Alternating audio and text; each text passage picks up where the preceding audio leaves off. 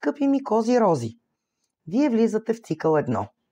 Идеята е, че ще започнете много нови проекти, но всичко ще зависи от вложената от вас енергия и труд. Това може да бъдат промени, касаещи вашият външен вид, начинът по който се представяте пред другите, вашите навици и изобщо гледната точка за живота. Планетата Сатурн влиза в знак Овен, най-сетне напуска знак Риби и влиза в знак Овен, горко им на овните и най-сетне малко почивка за нас, рибите. Предстоят важни промени във вашето семейство. Това е картата Колесница.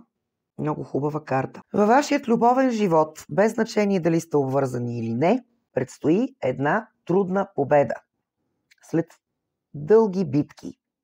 Това е картата Жрецът, която обикновено е свързана с традициите.